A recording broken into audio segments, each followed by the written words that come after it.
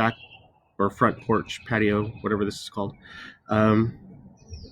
It's really nice to be not inside my house. Not that I don't like being inside my house, but it's nice to have a change of scenery. I think I sent you guys a reminder also. Look at what I have. If you don't have Animal Farm, there's a PDF version that I put in Schoology. So let me share my screen so that I could show you how to get to it. You can go into the resources. I'm here in the group, in the class group. You go to, whoops, not members. You go to resources, and there's a little folder that says Animal Farm.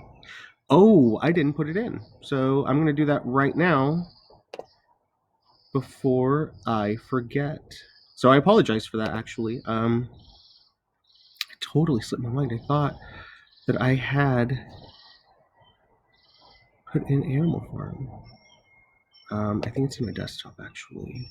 Yeah, here it is. Okay. So there you go. I just put the PDF version of Animal Farm in the course resources, so I apologize for not doing that earlier. Yeah, where you can find the modest proposal file as well. And originally, I was gonna do something with modest proposal for because of the lack of time, because of everything. I'm just gonna go ahead and skip over that. So, okay, let's start off with Jeopardy. I have Mondays right here. So you don't have to raise your hand for this. Just type in your answer into the public box. The category is a tough food category. Answer: biltong is a South African version of this tough and salty 5-letter food, thin strips of meat that's been dried. Sarah Knowles, you got it. What is jerky? You should have said, though, what is jerky? So the first person who got it was Olivia. Good job, Olivia. Okay, yesterday's. Sorry. Okay, yesterday's. Still a tough food category for 600. Eating this organ meat can be tough, but does help ward off anemia. An oil is also made from the cods. Yes, Isabel, good job. What is liver? Sorry if I'm being loud. I'm not used to being so excited, actually. Okay, Wednesday, April 15th. Here we go. A tough food category for 1,000. Answer: it's the Italian name for squid whose meat is firm and chewy. It's an easy one. Yes, Sarah, good job. What is calamari? Okay, so we're going to be doing that as the beginning of class every day. If we have time at the end, I actually have all of the ones from like March. I saved them. But anyway, what I want you guys to do is in your notebook, I'm just going to show you guys kind of like what I'm going to do. I'm going to have you guys at the very top, right, just Animal Farm Chapter 1. Just like this.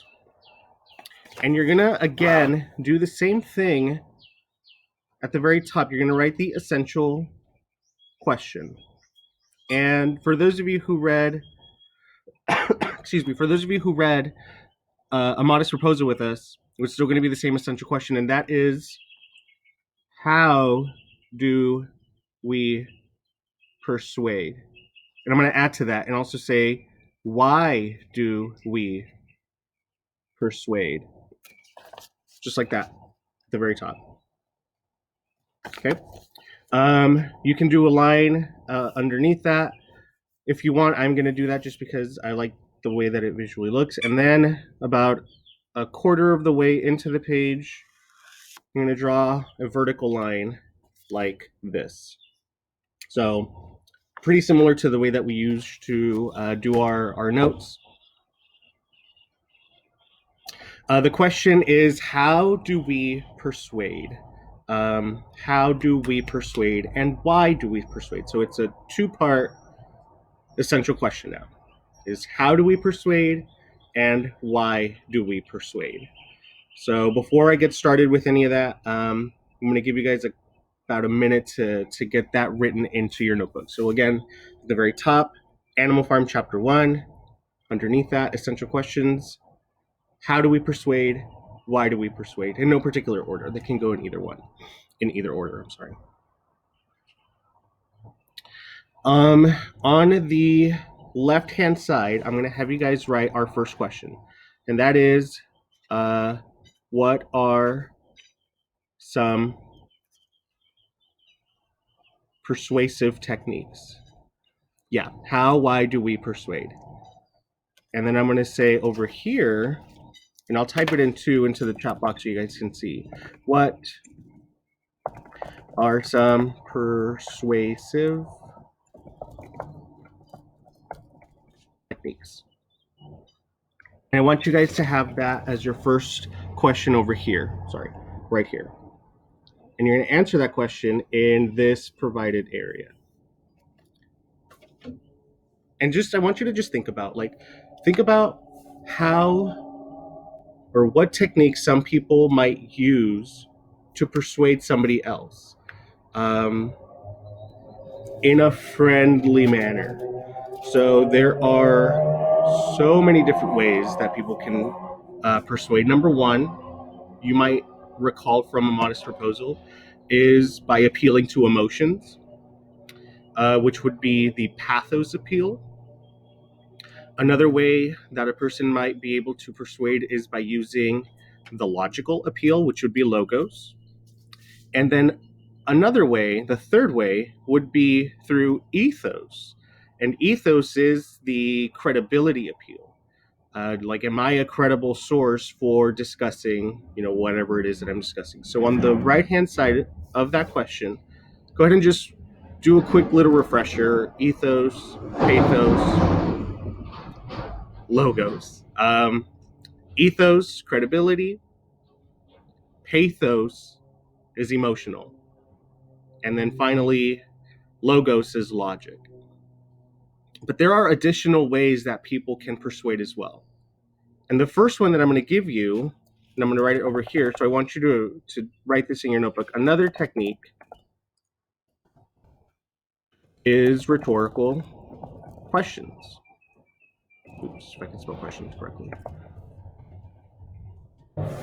And a rhetorical question is a question that is not necessarily supposed to be answered. It's a question that is supposed to provoke and incite thought. So, for example, if I were to try and sell you a Subaru, they're supposed to be relatively safe, right? And if I asked you, can you imagine getting into a car crash without airbags? Like, you're not supposed to answer that question. It's supposed to make you think about the situation that I've provided to sell you the car. Let's say that I'm trying to instead sell you coffee. And I could ask, can you imagine going an entire week without drinking coffee? Like, you're not going to say yes, and you're not supposed to say no. It's just supposed to get you to think. So again, the rhetorical question is not meant to be answered directly. It's meant to provoke and incite thought in an audience.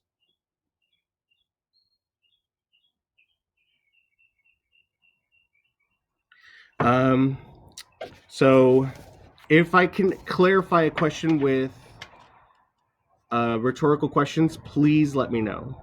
Go ahead and write it in the comment box right now if I can clarify rhetorical questions.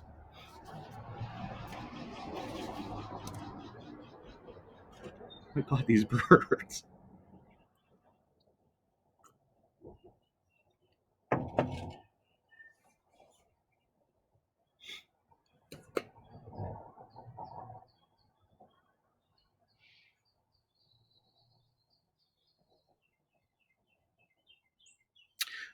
The session is being recorded right now, but I'm using something called Screencastify to record the session. So no worries about it not being recorded. It is. The other thing that I wanted to get you or to tell you guys about persuasive techniques is repetition. And you guys know what repetition is. It's the repeating of either a particular word or a particular phrase. It's the continual repetition of a phrase or a word. So go ahead and write that down in your notebooks. Repetition, a key, not a key, but the continuous repetition of a word. And I was thinking about what Mike said. I'm going to start recording this just in case my Screencastify doesn't work.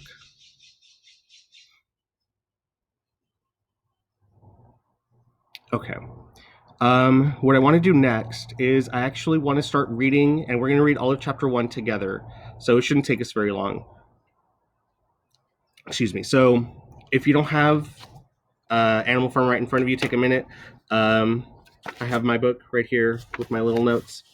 And as we're reading, I'm going to pause and I'm going to have you guys answer like a couple of questions. Okay, so it's going to be a relatively easy session today. Remember, if you don't have Animal Farm yet, you can go to the resource folder in the Schoology group. Under resources in the Animal Farm folder, the book should be there, the PDF version. So Orwell starts by saying, Mr. Jones of the Manor Farm had locked the hen houses for the night, but was too drunk to remember to shut the pop holes. With a ring of light from his lantern dancing from side to side, he lurched across the yard, kicked off his boots at the back door, drew himself a last glass of beer from the barrel in the scullery, and made his way up to the bed where Mrs. Jones was already sleeping. So think about the way that he has begun to characterize Mr. Jones. We know that he's a drunk and he doesn't always remember to fulfill all of his farmer duties. So that's important to note. As soon as the light in the bedroom went out, there was a stirring and fluttering all through the farm buildings. Word had gone round during the day that old Major, the prize middle white boar, so a pig, had had a strange dream on the previous night and wished to communicate it to the other animals. And this is going to be the impetus for the rest of the novel. This is going to be the vehicle that drives the plot throughout the rest of the novel, is old Major's dream that he shares with his fellow farm animals. It had been agreed that they should all meet in the big barn as soon as Mr. Jones was safely out of the way. So what does that say? That he's safely out of the way? That could mean that he may be a little bit oppressive if they have to wait to secretly meet. Old Major, so he was always called, though the name under which he had been exhibited as was Willingdon Beauty, was so highly regarded on the farm that everyone was quite ready to lose an hour's sleep in order to hear what he had to say. So we know then, we can infer that he is a credible source, that he, being such an old pig, people, or rather animals, want to listen to him. And Orwell continues, at one end of the big barn, on a sort of raised platform, Major was already ensconced on his bed of straw under a lantern which hung from a beam. He was 12 years old and had lately grown rather stout, but he was still a majestic-looking pig with a wise and benevolent appearance in spite of the fact that his tushes had never been cut. So I want to pause there for a moment. I want you to analyze that line. He says he was 12 years old. He's old. And had lately grown rather stout, but he was still a majestic-looking pig with a wise and benevolent appearance in spite of the fact that his tushes had never been cut. So he is still a well-respected and almost revered animal on the farm, despite the fact that he's so old. And being old can go one of two ways. An old person could be somebody that's disregarded, somebody who maybe is always like cranky, or somebody who's always cynical. But here, the way Orwell characterizes him is really important. Before long, the other animals began to arrive and make themselves comfortable after their different fashions. First came the 3 dogs, important for later, Bluebell, Jessie, and Pincher, and then the pigs, who settled down in the straw immediately in front of the platform. The hens perched themselves on the window sills, the pigeons fluttered up to the rafters, the sheep and cows lay down behind the pigs and began to chew the cud. The two cart horses, Boxer and Clover, came in together, walking very slowly, and setting down their vast hairy hoofs with great care, lest there should be some small animal concealed in the straw. Clover was a stout motherly mare approaching middle life who had never quite got her figure back after her fourth foal. Boxer was an enormous beast, nearly 18 hands high, and as strong as any two ordinary horses put together. If you recall from before we left for the stay-at-home order, this novel is an allegory of the Russian Revolution, and these two horses, Boxer and Clover, represent the working class, and that's why Orwell characterizes particularly Boxer like this, that he was an enormous beast, nearly 18 hands high, and as strong as any two ordinary horses put together. So here, Orwell is telling us that the working class has enormous, not just physical power, but they have another type of power that we'll get to later. A white stripe down his nose gave him a somewhat stupid appearance, and in fact, he was not of first-rate intelligence, but he was universally respected for his steadiness of character and tremendous powers of work. So I'm going to pause here for a second, and I'm going to write this question. Write this question down in your notebook. Why does Orwell say this about Boxer? What is he implying about the working class? What is he implying about Boxer when he says that he was not first-rate intelligence, but he was universally respected for his steadiness of character and his tremendous powers of work? So I'm going to write that question here in the chat box. I'm going to give you guys a couple of minutes to answer it in your notebooks. Why does Orwell say that Boxer is stupid?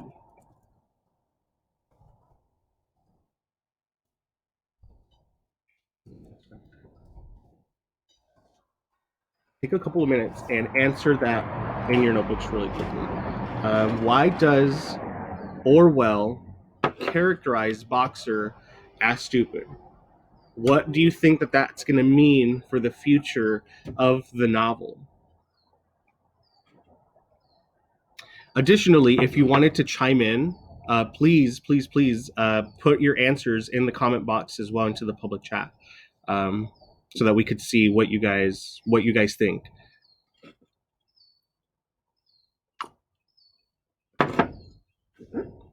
I'm gonna try to drink quieter so it's not like ASMR here. I'm sorry. I was on a conference yesterday and they were like, "Can you drink quieter?" And I'm like, I can try. Maybe I could go get a straw or something.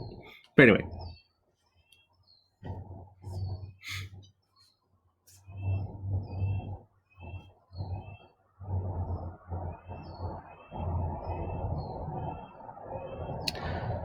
This could be what you guys were kind of gearing toward, but animals who are of low intelligence or who are stupid are easily manipulated. If you're not thinking, and if you're just blindly following like sheep, then you could be easily manipulated. So here Delilah says, is he trying to demote the working class because he called them stupid, but said they were universally respected? I think so. I think that Orwell has a bit of resentment toward the working class because he views them as unintelligent and easily manipulated. So I think that that is definitely one interpretation of what Orwell believes about the working class. Okay, so let's continue. After the horses came Muriel, the white goat, and Benjamin, the donkey. Benjamin was the oldest animal on the farm, and the worst tempered. He seldom talked, and when he did, it was usually to make some cynical remark. For instance, he would say that God had given him a tail to keep the flies off, but that he would sooner have had no tail and no flies. Alone among the animals on the farm, he never laughed. If asked why, he would say that he saw nothing to laugh at. Nevertheless, without openly admitting it, he was devoted to Boxer.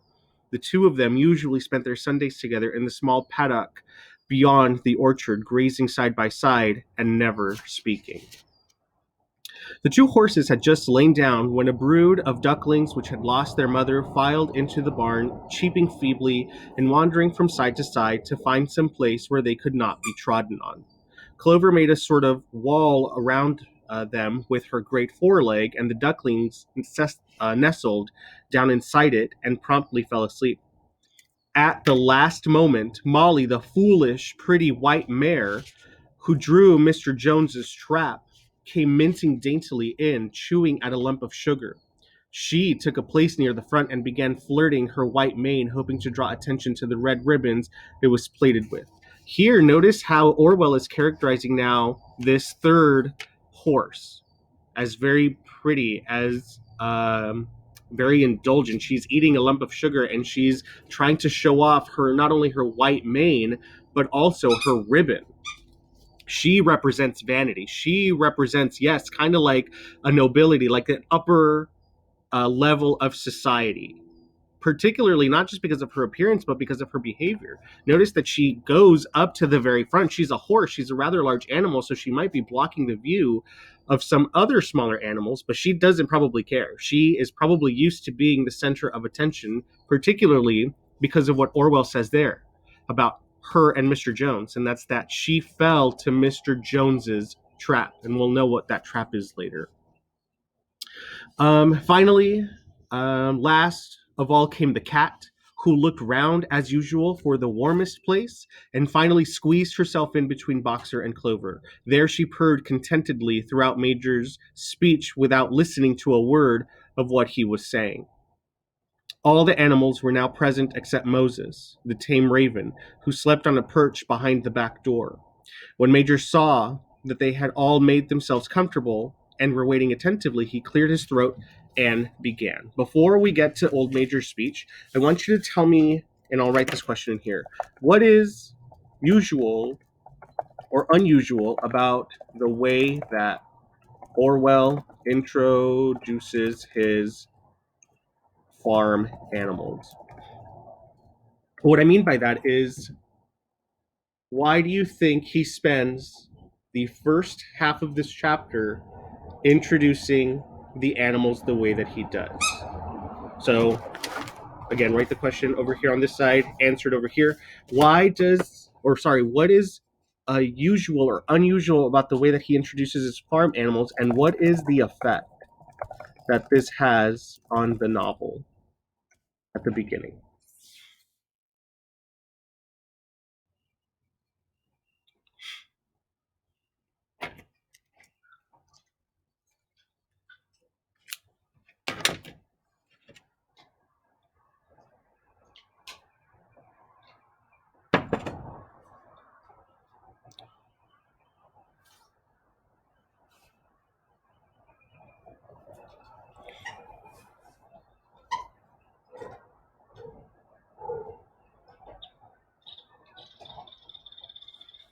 That's a squirrel. I don't know if you guys heard that little chirping.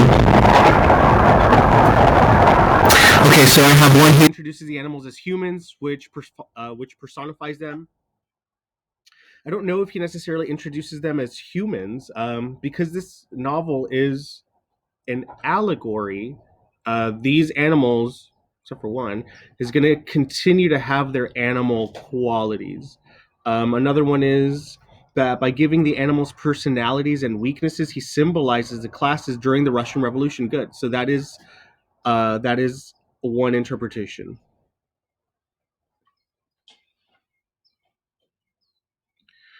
Is it possible that he's trying to show the different classes of society through the animals? Yes, and that power will become bigger parts. Absolutely. One other thing, and maybe some of you guys may have written something like this down, is he is trying to demonstrate unity in the animals. Remember, they all waited until Jones was asleep and out of the way safely, and Old Major said that he had to share a dream. And so they are, in a sense, uniting and coming together to listen to this important speech. So I think that was another thing that I wanted you guys to get. I'm going to ask another question after this first paragraph. Old Major starts off by saying, "Comrades, you have heard already about the strange dream that I had last night, but I will come to the dream later. I have something else to say first. I do not think, comrades, that I shall be with you for many months longer, and before I die, I feel it is my duty to pass on to you such wisdom as I have acquired. I have had a long life. I have had much time for thought as I lay alone in my stall and I think I may say that I understand the nature of life on this earth as well as any animal now living. It is about this that I wish to speak to you." So in this first paragraph, count how many times Major uses the word I, and tell me what the effect of him doing that. What is the effect of him continuously saying, I want to share this dream, I have lived a long life, I have had much time for thought?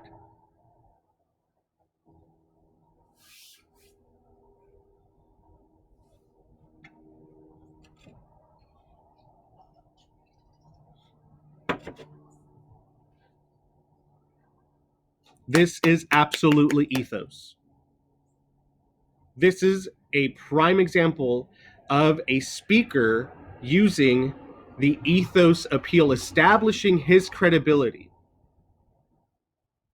Why is it important for him to establish his ethos now?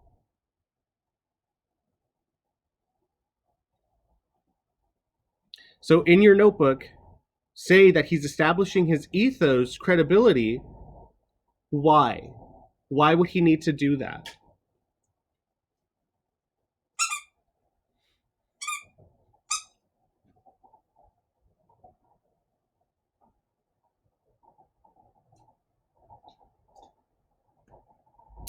Yes, number one, to further persuade, but he's also, in a sense, guilt tripping them. I think that you could say that when one talks about their age, it could be a type of a guilt trip. Um, Particularly if we're talking about like our own experiences, um, and like like learn from my mistakes and things like that. I think that definitely guilt is a very very powerful emotion. An emotion that can be manipulated, though. This entire novel is going to deal with manipulating other people in order for you to get what you want. Um, let's continue with his speech. "Now, comrades, what is the nature of this life of ours?" Rhetorical question. "Let us face it. Our lives are miserable, laborious, and short. We are born. We are given just so much food as will keep the breath in our bodies, and those of us who are capable of it are forced to work to the last atom of our strength. And the very instant that our usefulness has come to an end, we are slaughtered with hideous cruelty. No animal in England knows the meaning of happiness or leisure after he is a year old. No animal in England is free. The life of an animal is misery and slavery. That is the plain truth." Notice his syntax here. I'm going to actually have you guys write down this question in your notebook.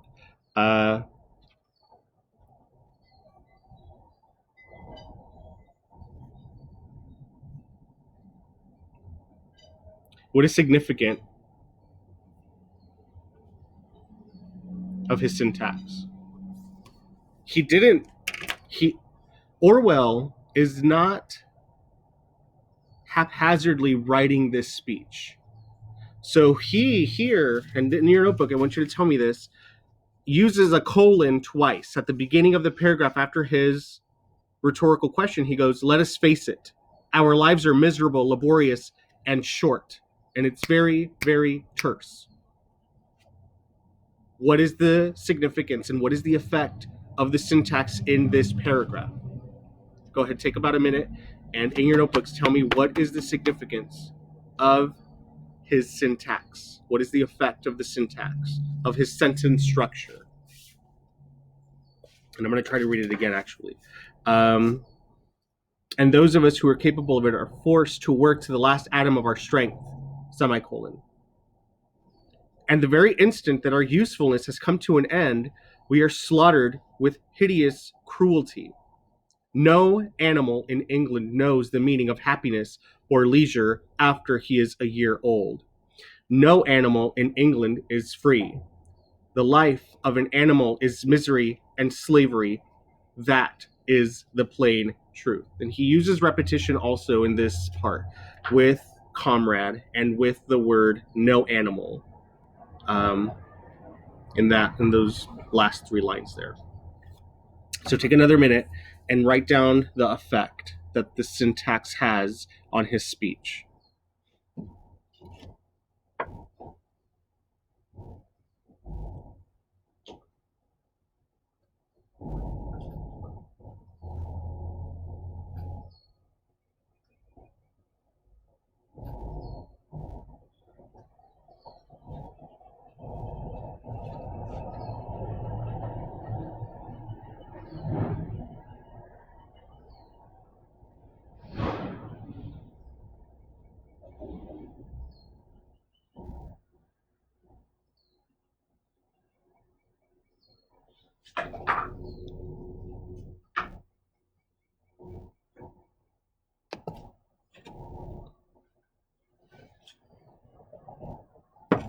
At this point, if you wanted to chime in into the public chat, please do so. So we could talk a little bit about what you guys think.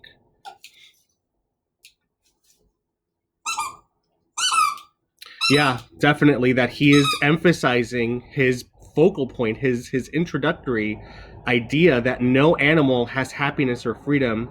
And yeah, this is also, like Lou says, to start a rebellion. He's not just giving the speech to fill the minds of the rest of the animals with these ideas. Like, ideas have a purpose. Ideas are the spark of actions, which is maybe why Mr. Jones kept his animals so tightly controlled, because these ideas could be potentially dangerous for Mr. Jones.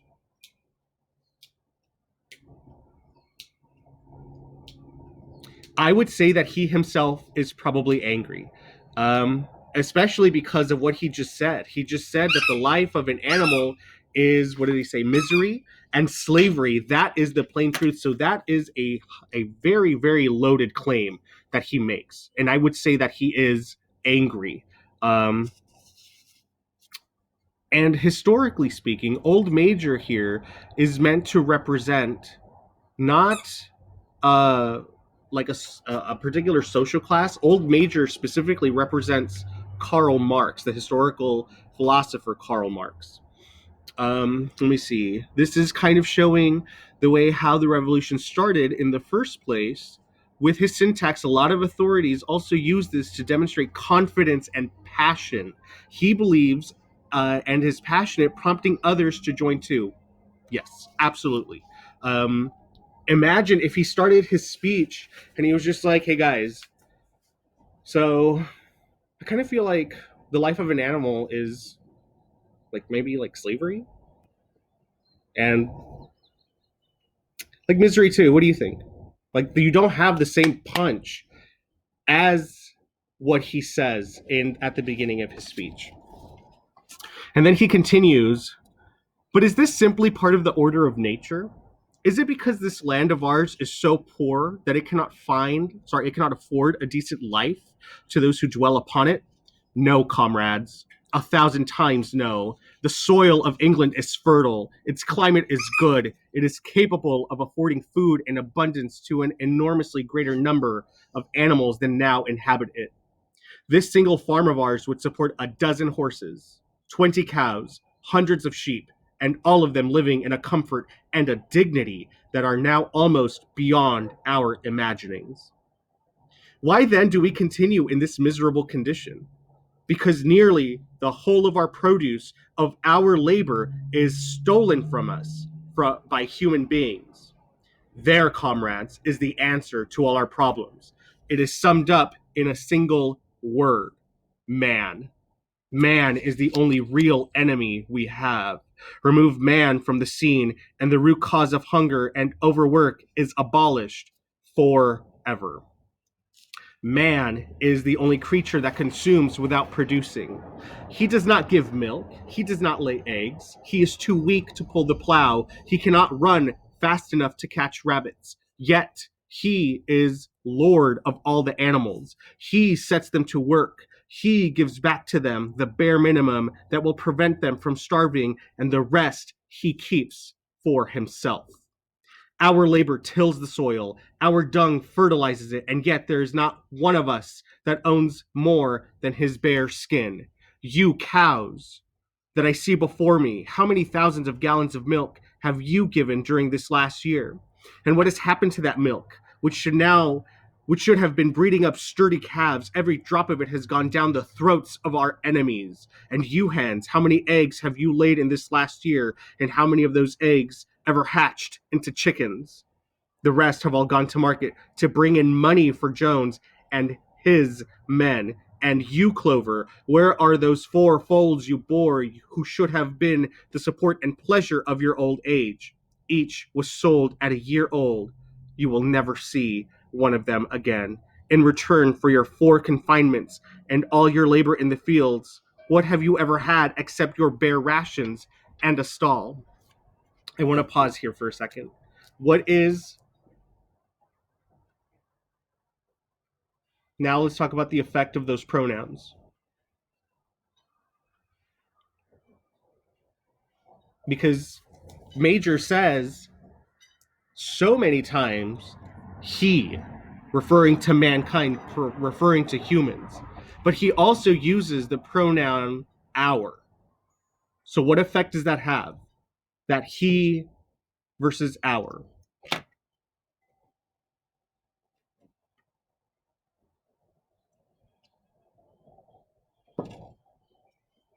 It does bring unity.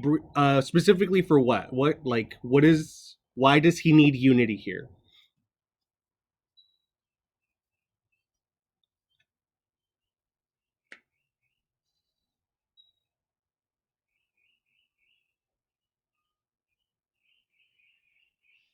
There's now a common enemy.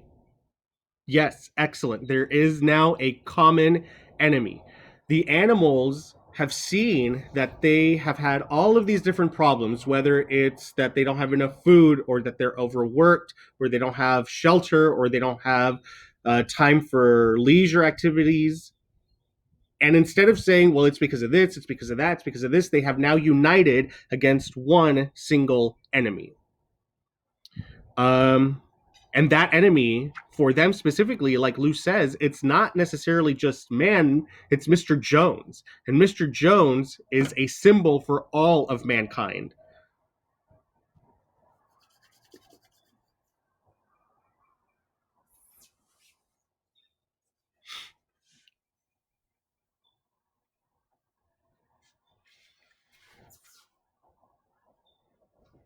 Yes, and then this will eventually cause a revolution to the rest of or on the farm. It's going to cause a revolution against Master Jones. And we're going to see kind of how ruthless Master Jones can be at the end of this chapter. Okay, so can this be considered satire since Orwell calls out all of humanity's flaws? Absolutely. Not only is this novel an allegory of the Russian Revolution, but it's also a satire because of the way that it ends. And I don't want to spoil any more of it. Freaking toy. But yes, this is definitely a satire, which is why, my original plan every year is to read A Modest Proposal, like right before we talk about Animal Farm, for a couple of reasons. Number one, they're both satires, and number two, they both deal with the art of rhetoric. No, George Orwell was not a Russian himself. So while, and I usually talk more about this when we read the Communist Manifesto, not the whole thing, only part of it, the part that really kind of epitomizes Old Major's speech. But when we read that, we're going to see that Orwell himself is not necessarily anti like communism. He really kind of only explores how power can corrupt somebody, how power can corrupt a noble and benevolent idea like animalism, which is what this is going to be called later on in the novel, but to a less extent, communism as well. I don't know if Orwell was himself uh, like a communist or a socialist or something. That I'm not 100% sure on. But okay, here we go. At the end of that last paragraph, he ends it again with another rhetorical question. What have you ever had except your bare rations and a stall? And even the miserable lives we lead are not allowed to reach their natural span. For myself, I do not grumble, for I am one of the lucky ones. I am 12 years old and have had over 400 children. Such is the natural life of a pig, but no animal escapes the cruel knife in the end. You, young porkers who are sitting in front of me, every one of you will scream your lives out at the block within a year. And the block meaning the butcher block. To that horror we must all come. Cows, pigs, hens, sheep, everyone. Even the horses and the dogs have no better fate. You, Boxer, remember Boxer is symbolic of the working class. You, Boxer, the very day that those great muscles of yours lose their power, Jones will sell you to the knacker, who will cut your throat and boil you down for the foxhounds. As for the dogs, when they grow old and toothless, Jones ties a brick round their necks and drowns them in the nearest pond. So here he's characterizing how cruel Mr. Jones is. But as an audience, do we empathize with what Old Major is saying? Let me create a poll really quick. Is this, and what my question is going to be, is this the natural order of life? Does this have to be the natural order of life? What Jones said is, as for the dogs, they will grow old and toothless. Jones ties a brick round their necks and drowns them in the nearest pond. You, Boxer, the very day that those great muscles of yours lose their power, Jones will sell you to the knacker, to the pigs. He says you are going to end up just in about a year, end up on the butcher block. Is this the way it should be, or is this the natural way of life? Vote now on your phones. Remember, no right or wrong answers. Vote the way you really feel. Button. Sorry, my dog's here. One of them. The other one's roaming around. And I probably shouldn't pet them because now they're going to get jealous and... Okay, they're fine. Okay. I have about 40 of you guys voting, and there's about 70 of us. So if you haven't voted yet, go ahead and vote yes or no. Because right now it's literally split down the middle, 22 to 21. Well, not anymore. And at the beginning, it was mostly no's, but now it's mostly yeses. But the margin is not... Okay, now it's starting to increase. Now it's starting to really increase. Okay. So 50% of you say, 51% say yes, this is the natural order, which is, I think, something that we really should, what's it called? Something that we really should discuss. Because while Orwell is writing this, he doesn't necessarily, or rather, we should not necessarily believe, and I'm going to show you the results here.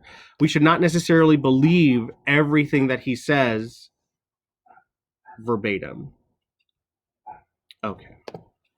So let's go back to the public chat because I see that some have made messages. Jones barbecue and foot massage. Oh golly. Wait, is the polling thing in the corner? Yes. And I'm sorry, I didn't repeat the question. It's my first time doing it, so from here on out, I will be slower, I think, when I do like a poll. Okay, I think a couple of people are writing really quickly, so I'm going to wait.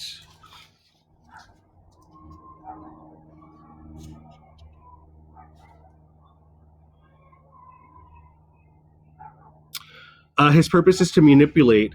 So he is trying to manipulate those into thinking the natural order is right, but he's not necessarily telling the truth.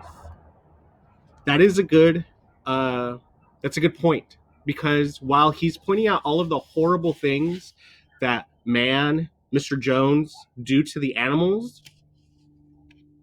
should we consider the things that he does well? I think at this point in the novel, though, we don't know, and the narrator has not told us of anything good that Mr. Jones has done. The only thing that we know about him is coming from Old Major and from the narrator. And the narrator, if we go like to the very beginning, he says he locked the hen houses for the night, but he was too drunk to remember to shut the pop holes with the ring of light from his lantern. Dancing from side to side, he lurched across the yard, kicked off his boots at the back door, drew himself a last glass of beer from the barrel in the scullery, and made his way up to bed. Sorry, my dogs, they bark periodically from time to time. Sorry if I scared your doggy. Okay, so he continues, "It is not crystal clear, comrades, that all the evils of this life of ours spring from the tyranny of human beings. Only get rid of man, and the produce of our labor would be our own. Almost overnight, we could become rich and free. What then must we do? Why, work day and night, body and soul, for the overthrow of the human race. Rebellion." Whoops. "That is my message to you, comrades. Rebellion. I do not know when that rebellion will come. It might be in a week or in 100 years. But I know, as surely as I see the straw beneath my feet, that sooner or later justice will be done. Fix your eyes on that, comrades, throughout the short remainder of your lives, and above all, pass on this message of mine to those who come after you, so that future generations shall carry on the struggle until it is victorious. And remember, comrades, your resolution must never falter. No argument must lead you astray. Never listen when they tell you that man and the animals have a common interest, that the prosperity of one is the prosperity of others. It is all lies. Man serves the interest of no creature except himself. And among us, animals, let there be perfect unity, perfect comradeship in the struggle. All men are enemies. All animals are comrades." Here, he uses a maxim, that's maxim, which is like a believed universal truth. And he gives us two universal truths. Number one is that all men are enemies, period. Number two, all animals are comrades. At this moment, there was a tremendous uproar. While Major was speaking, 4 large rats had crept out of their holes and were sitting on their hindquarters listening to him. The dogs had suddenly caught sight of listening to him. The dogs had suddenly caught sight of them, and it was only by a swift dash for their holes that the rats saved their lives. Major raised his trotter for silence. "Comrades," he said, "here is a point that must be settled. The wild creatures such as rats and rabbits, are they our friends or our enemies? Let us put it to the vote. I propose this question to the meeting. Are rats enemies?" And here, Orwell is trying to imply that animalism / communism can be democratic, because he's putting it up to a vote for the whole animals to decide whether or not rats and rabbits should be considered comrades. The vote was taken at once, and it was agreed by an overwhelming majority that rats were comrades. There were only 4 dissensions: the 3 dogs and the cat, who was afterwards discovered to have voted on both sides. Major continued, "I have little more to say. I merely repeat, remember always your duty of enmity toward man and all his ways. Whatever goes upon 2 legs is an enemy. Whatever goes upon 4 legs or has wings is a friend. And remember also that in fighting against man, we must not come to resemble him. Even when you have conquered him, do not adopt his vices. No animal must ever live in a house or sleep in a bed, or wear clothes, or drink alcohol, or smoke tobacco, or touch money, or engage in trades. Because this is a satire, the animals that eventually come into power are going to violate all of these commandments. So I want you guys to make a note of that, either in your notebooks or in your books or on a sheet of paper, that these are going to be commandments that are then going to be broken. But my question to you guys is, are any commandments, any set of rules or laws meant to be broken? It's like sometimes they say that promises are meant to be broken. Does that also apply to rules and laws? And I'm going to try a vote again, or a poll. So I'm going to start a poll, and I'm going to say it's slower. Like promises, we say promises are meant to be broken. Does that also apply to rules and laws? If I say promises are meant to be broken, does that logic also apply to rules and laws? Are rules meant to be broken? Are laws meant to be broken?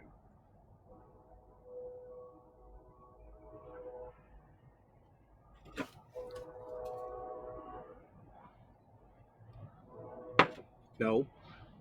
Sorry, my dog's looking to be sheets, bees. Once again, are rules and laws meant to be broken? Like promises, like how we say promises are meant to be broken.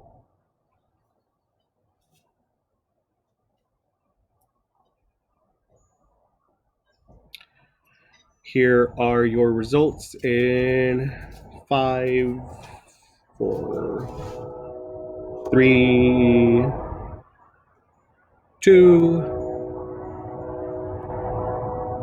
and 1. A majority, not a large majority, but a majority nonetheless say, no. And I tend to agree. Well, rules and laws are made, so obviously when time evolves, things change, therefore meaning that they can be broken. That's actually a good point, too. Finally, at the end of this paragraph, all the habits of man are evil, and above all, no animal must ever tyrannize over his own kind. Weak or strong, clever or simple, we are all brothers. No animal must ever kill any other animal. All animals are equal. Ultimate maxim, the last one that he ends with, in my opinion, probably the most important one, is that all animals are equal. And now, comrades, I will tell you about my dream of last night. I cannot describe that dream to you. It was a dream of the earth, as it will be when man has vanished. But it reminded me of something that I had long forgotten. Many years ago, when I was a little pig, my mother and the other sows used to sing an old song of which they knew only the tune and the first 3 words.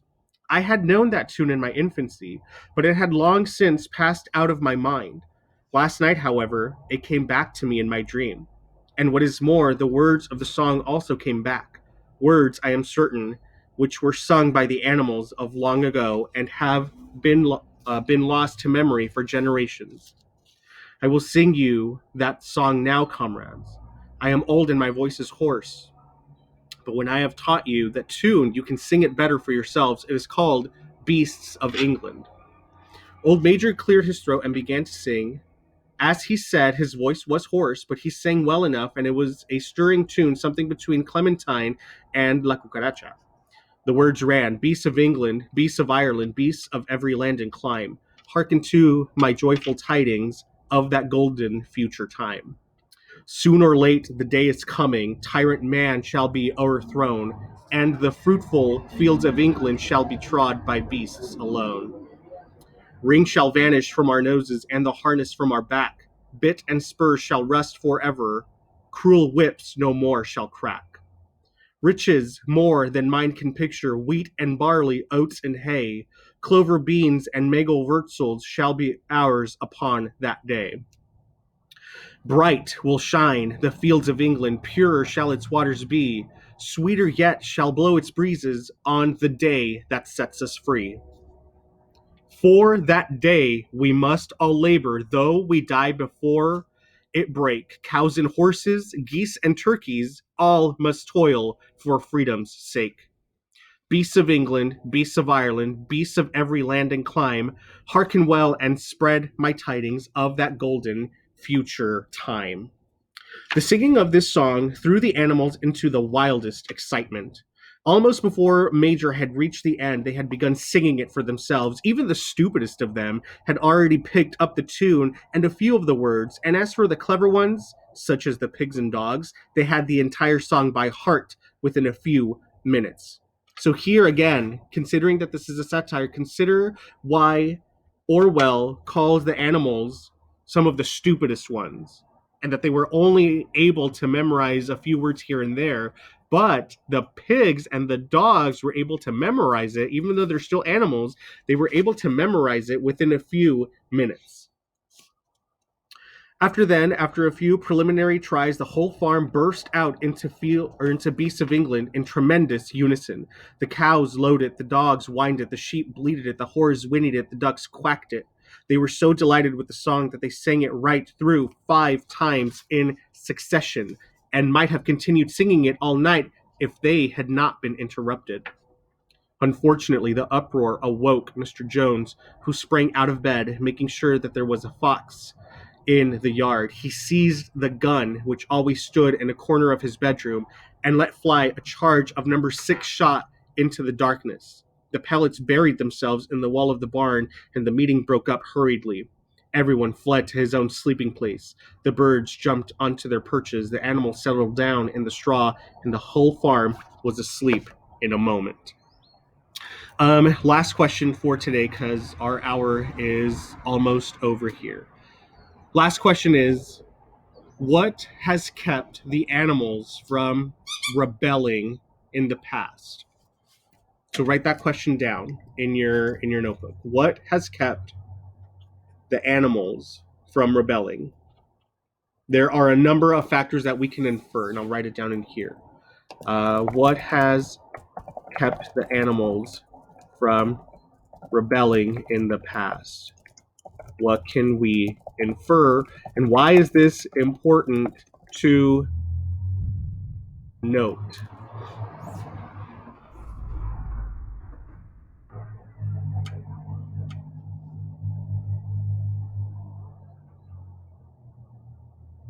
No one was strong or brave enough to lead them. What else? Good.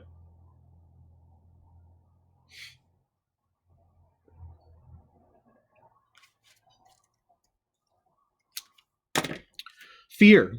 The animals look to Mr. Jones for security. Fear of what, though?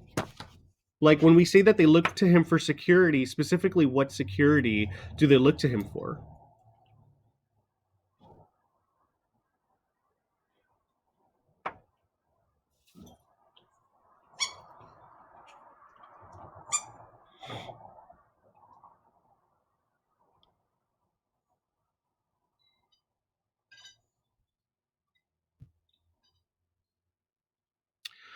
Fear of the unknown, getting thrown into a situation and not knowing what to do from there. Excellent. What else?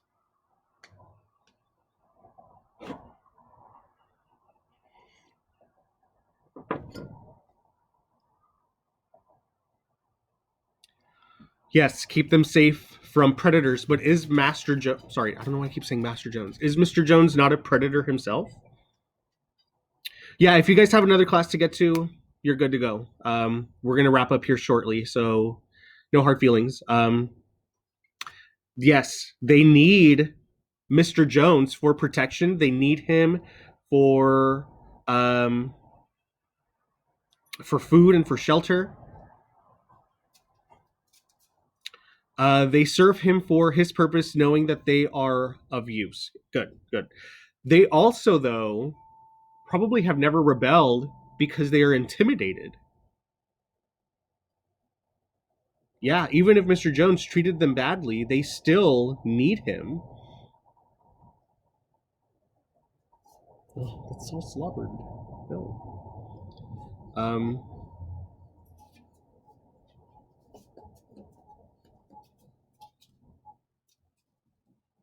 Yeah, it's all that they've known their entire life. So no, they have not been able to, except for Old Major. But they, because again, kind of like with what the narrator has said, like some of the animals are relatively stupid, and so they need a leader to follow.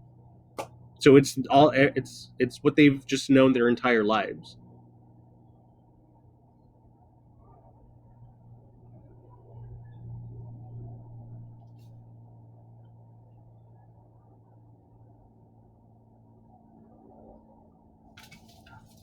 What else? The knowledge that the revolution could never work could have prevented the revolution from actually taking place. Major says that the animals are comrades and shouldn't harm each other, but this is destined to fail because animals naturally follow a food chain that involves hunting and killing other animals. That is something that also is important to know at the beginning of the novel, and knowing it throughout the rest of the novel, is that there is a natural progression of predator versus prey. And there's going to be one animal, spoiler alert, it's going to be the pigs, who are going to use that fear of a predator to their advantage. Okay, what I want you guys to do is I want to meet twice a week. I don't just want to meet once because number one, like I love teaching, obviously, and I love Animal Farm, and I love reading and listening to what you guys have to say, and so I want to meet twice a week. So, well, this will be the usual time that we meet on a Wednesday. We'll meet at 10 to 11. But I also want to see if we can meet on Mondays. And Mondays, not at 10 because I have a class. And actually, I want to take a poll really quick. But tell me if Monday at noon to 1 would work. Monday from 12 to 1. Monday, 12 to 1. Monday, 12 to 1.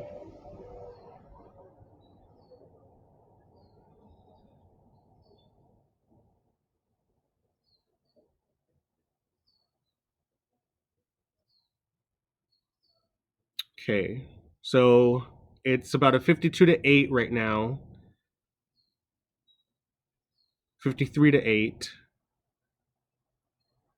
Okay, I'm going to ask another question to see if this also works. So I'm going to publish it and then delete it. So about 55 to 8.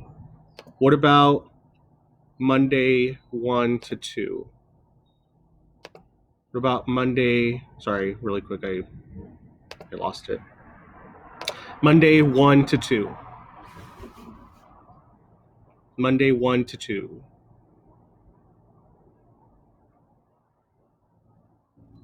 Sorry, there's like a bug. Since I've been out here, like I've gotten bit by like 10 mosquitoes. It's really annoying because I'm like a mosquito buffet. And it seems like 1 to 2 works for fewer people. So let's say that instead of 1 to 2, let's say noon to 1. Because a lot more of you guys cannot meet from 1 to 2. So let's say from 12 to 1 on Monday. All right, guys, I'm pretty much done. I did, and I'm going to send you guys a remind message. I want you to finish for Monday reading chapter 2, 3, 4, and 5. I'm going to say finish reading chapter 2 through 5. Excuse me, for Monday. What day is Monday? Monday is the 20th. For Monday. 420. So for annotations, I do want you to annotate. Obviously, I'm not going to be able to collect annotations. And Emily, go ahead and type out your question. I see that you're raising your hand. But I do want you to still annotate, because if you're going to take AP Lang next year, you're still going to be annotating your books, and I think it's still good practice. I did put an annotation guide into the resource folder, so use that as your guide to annotating. I'm going to put a couple of discussion questions also in Schoology just to help you guys practice with your writing. So, and I'll send you a reminder with all of this information also. So, like those of the students who left, so that way they can also see it. Hang on, Julissa asked a question earlier. Does that mean that we won't always have classes every day? So I don't know about your other teachers, but for me, we'll have class Mondays from 12 to 1 and Wednesdays 10 to 11. And I'll make like reminds in Schoology and everything. Kate said, will we meet every week, Monday and Wednesday? Yes, at the same times. If class is being recorded, does that mean that we can view class? Yes. So if you are absent for whatever reason, you are still able to, I'll record them and I'll upload them to the resource folder. Chloe, do you know, sorry, really quick, I'm going to clear some statuses here. Julissa, if you have another question, go ahead and ask it. Do you know if the AP Lang summer homework is changing at all? Because I want to get a head start. I don't know, but if you want to email Miss Lewis, her email is louis.em@monet.k12.ca.us. I would ask her to see whether or not it's going to change. She and I have a conference on either Thursdays or Fridays, and I'll actually ask her. I'll make a note of it.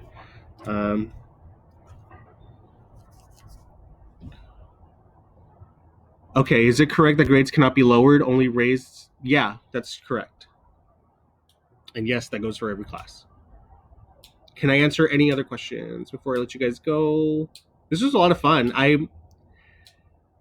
I'm trying to make the best of this situation.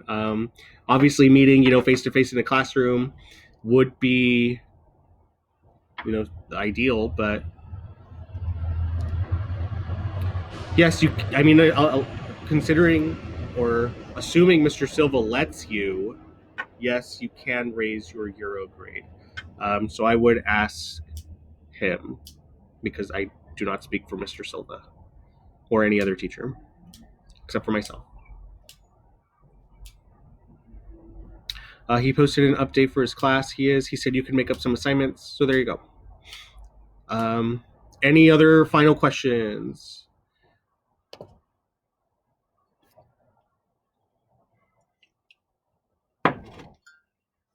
I have no idea if Silva has any assignments. I don't know if that question was for me, but I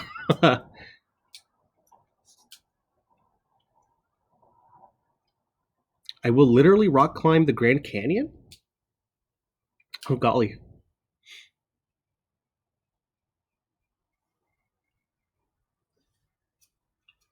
Yeah, so I'll give you guys like essay prompts and stuff so that you're still practicing your writing. George asked, will there periodically be tests for the novel? But again, like when I give you the test and I give you feedback and I grade it, like it's not going to count negatively towards your grade. Like I still want you to do it because you need to be practicing writing and everything.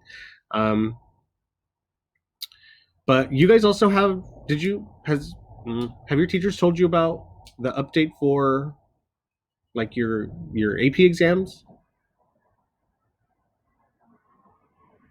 Sal better watch out for his dogs. Oh golly. When I first moved here 3 years ago, my dogs, they're both, and I don't know if this is like true or not, but I've heard that like female dogs can be like a lot more territorial than male dogs. And so when I moved here, they had to like reestablish their hierarchy. And so it used to be the lab was like the alpha and the German Shepherd was the beta, but they would like growl at each other and like get into like these little like fights. I don't know. It was a little intense at times, but they're fine. They're fine now. Alrighty, guys. I'm gonna go. I'm kind of hungry. Oh, it's 11:11. Make a wish. I wish this was all over. Just kidding. Well, the whole coronavirus thing, yeah, because I mean, people are stuck inside. People are catching the virus, and people aren't. They have pre-line or health issues. But anyway, you guys take care. If you need anything, let me know. Take care of yourselves too. Your mental health is really, really, really important. And so even though, you have school, and even though you guys have your teachers who are assigning you stuff, and you have your grades and you're with your families all day, you guys need to take care of yourselves. Okay. So take some time for you, go on a walk, listen to some music, watch your favorite show, read a book, but take care. Okay, guys. I'll see you Monday. Bye.